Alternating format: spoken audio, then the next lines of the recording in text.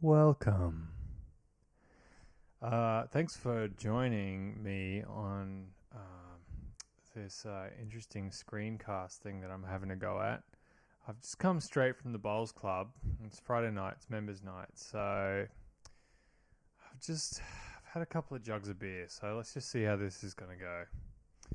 Alright, so what you're looking at here is the Reaper project for ceiling roses.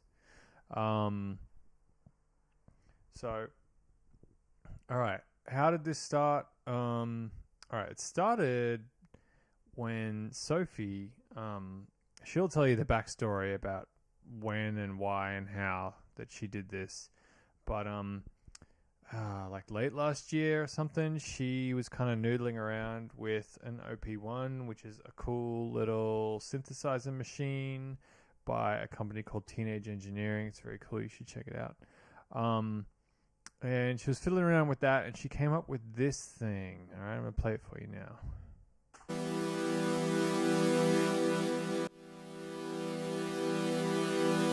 Ooh. Ooh. Yeah, so there's that. That sounds pretty cool.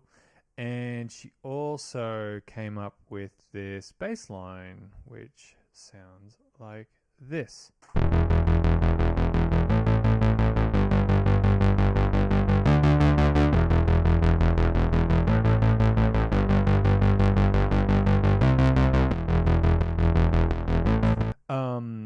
And she sent me that amongst a whole bunch of other demos of stuff, but that bass line, it just sounded really coherent to me, and I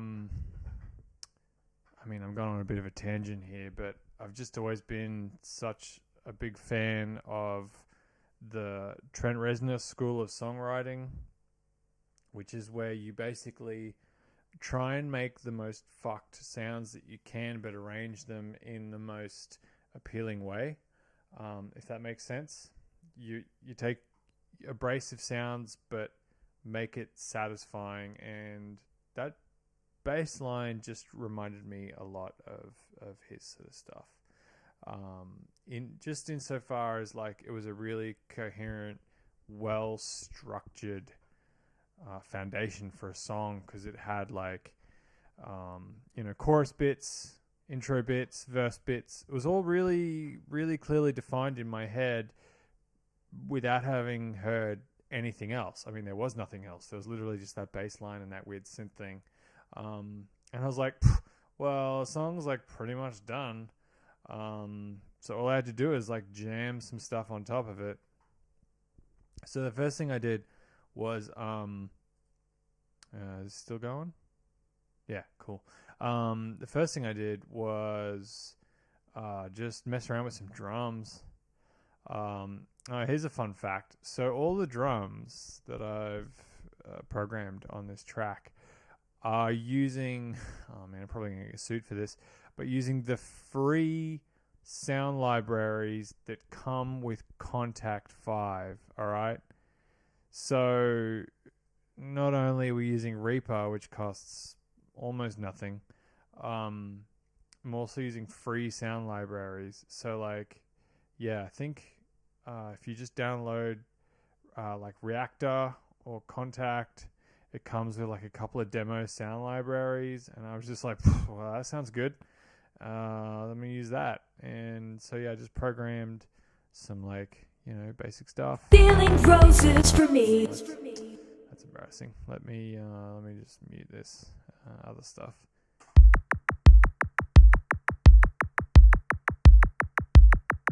It's not rocket science. And then there's some claps that come in, which are pretty badass. Notice how it changes there. My little hi-hat replacement sound goes from like to, yeah, see, little subtle things like that. I didn't see that coming. And yeah, so that was pretty fun. I might even still mess with the drums. I don't know. We're I'm gonna probably release this soon, but every time I listen to it in the car, I come up with other ideas. Anyway, yeah, and so the reason why that there's basically doubles of everything is that there's the MIDI track, as you can see here, and then there's a rendered out stem, and that's just because Sophie doesn't necessarily have the same plugins that I do, so anything that I fiddle with that she can't load, I have to render out so that she can hear it, and vice versa. So she's got a lot of vocal plugins that I don't have access to, but it doesn't matter. We just render it out in here, and we can both monitor it and mute stuff and chop and move stuff around and whatever. So that's the drums. And then later, much later actually, I also programmed some, shall we say, real drums, or rather acoustic drums, because they're not real, they're sampled. Acoustic drums, which I blended in for a couple of reasons, to make it a bit more lively, and also so that if ever we decide to play this live, I can actually play drums.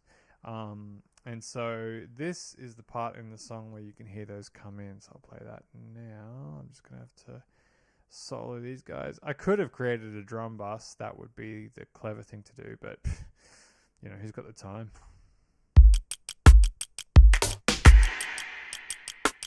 Wait for it.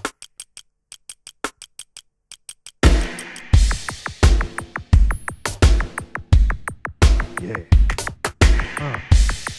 Yeah. Woo. You get the idea. Yeah. So there's that. So there's drums. This is all the light blue stuff. You know, it's got to be color coded, because how else do you find stuff? And all right, here's a fun fact. So right down the bottom, we've got 3 guitar tracks that kind of didn't make the cut, I suppose. They were good. Just somehow didn't really line up with the vibe of the song. I'll play this for you now. It's a little bonus Easter egg.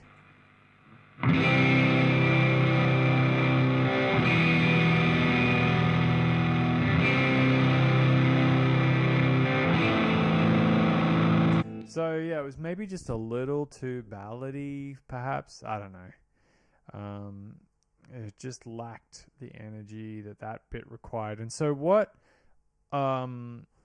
eventually we decided on was this additional little ARP lead at the end, which I guess I was trying to come up with an instrument that had the same mid-range sort of fill as a guitar would, but something that had a bit more energy and a bit more rhythm, something that pulsated a bit better with the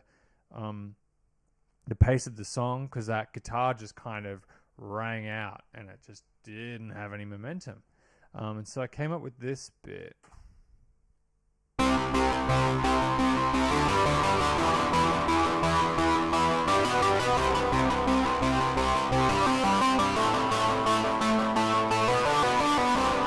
Yeah, and so that's pretty fun.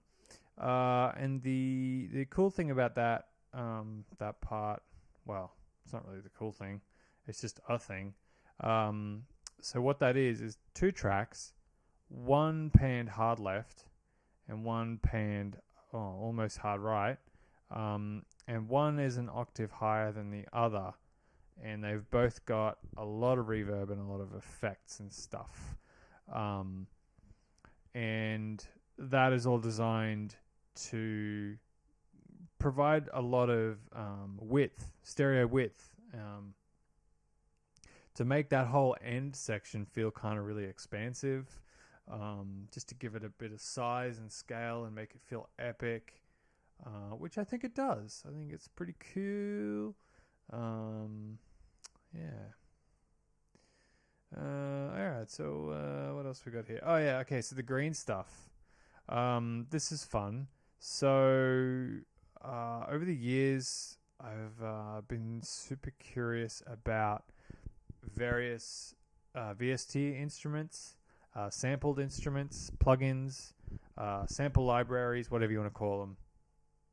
So I've got like um, a whole bunch of Moog sample libraries, like really, really extensive libraries that have like nearly every fucking like Moog machine sampled and stuff. Um, and I've used that a bunch. Actually, here there's like a lead thing that happens in the chorus, which is a sampled Moog, and it sounds like this.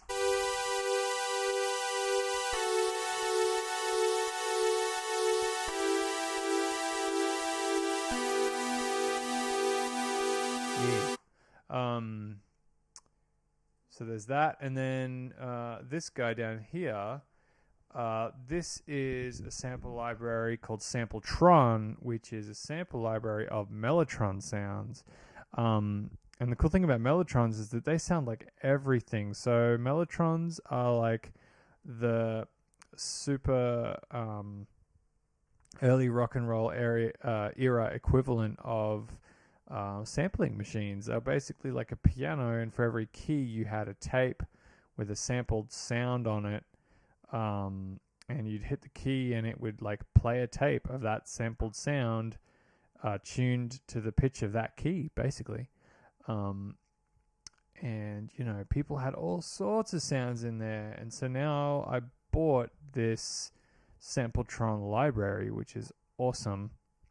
And in this song, I used a couple of different patches. One is some old flutes, which sounds like this.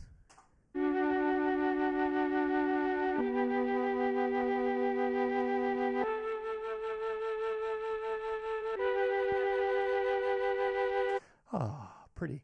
And then there's another one where I used a bunch of old like orchestra sounds.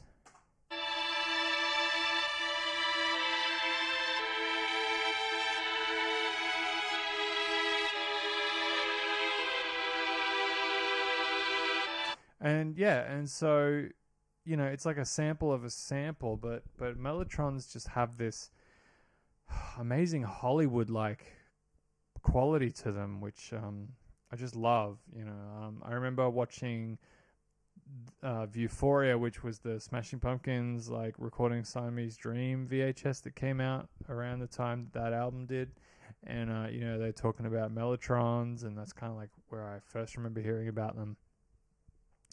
And they used a lot of those old orchestral sounds on Siamese Dream. It's just fucking everywhere, and you know, that's just something that's always stuck in my head. And even bands like Goldfrapp, you know, there's heaps of orchestral stuff in a lot of their music. And so I was just always wondering, like, how do you get an orchestra to like play your music? And the answer, my friends, is that you just get a Sampletron sound library pack and fucking just program that shit in, right? Okay, so like that's what that section sounds like. Is there something in my damage that is made? It really is that easy. And yeah, so that's cool. And then up here we have the vocals, the SoCal vocals, and they're awesome. Sophie's a really good singer. Yeah, I don't know what else to say. She is just a good singer. She has cool lyrics. And so she just laid down a ton of tracks, and I went through and basically did the editing, because I do not begrudge her for 1 second for not wanting to listen to her own voice over and over and over again while editing these vocals. So I did that for her. I actually really kind of enjoy it, to be honest. So as you can see, for every phrase, I've chopped it up, and I've like brought the level of the like S and hard consonants down a bit, consonants down a bit where I've needed to, just to make that all sound less harsh and kind of amateur, hopefully. And then down here, yeah, there's just a few sprinkles where I've sort of selected certain words and phrases. Some stuff we had to redo, but generally everything she did was just fucking really, really good. And yeah, there's a couple of extra emphasized words down here. That was all her idea. And we got a bunch of harmonies. I love having lots of layers of harmonies. In Wizard Sale, I'm forever asking the guys to record more harmonies. They roll their eyes every time I do, but it always sounds really good. And yeah, so what else can I tell you? I don't know. I don't know what to tell you. So if you have any questions, just ask, and I'd be happy to help. There was this one little teeny section here, this little orange chunk here, is where I came up with a slightly different idea for what the bass was doing in the outro. So you can see here, this is Sophie's original bass line. Everything about it was sick. But when we were just trying for ages to get this outro to kind of, I don't know, just kind of kick into a higher gear somehow, I was just messing with this thing. So I just like programmed this little chunk of stuff and it worked. And somehow, miraculously, I managed to come up with a bass sound that was pretty close to what she had created on the OP1. So she's using this little outboard synthesizer thing, and I'm using this free plugin called where is it? I think it's called Prodigious. Yeah, this thing. All right, this is a sick little plugin. Look at this. It's just like a little synthesizer. And this thing I'm pretty sure was free, and I downloaded it like probably about 10 years ago, and I've just always kept that plugin in a Dropbox folder, so that I can just always have it and drop it into a project on whatever machine I'm on. And so I did, and here I'll play you her original bass sound transitioning into the thing that I created with completely different software. So this is like a hardware device versus a software synth, and I don't know, let me know what you think.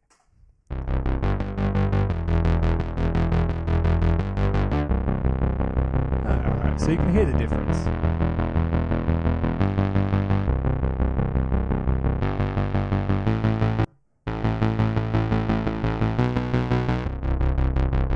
It's pretty close though.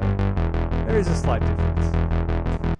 So, it's not exactly the same, but, once you've got all this other stuff going on, it's pretty hard to tell the difference. I guess all I'm trying to say is, don't get bogged down about, being real dogmatic about how you do a thing, because it's you just need to make sure you've got the right frequencies that make your song feel good. So, the right part, making sure you got your bass, your mids, and your highs, and that everything's accounted for. And I don't know.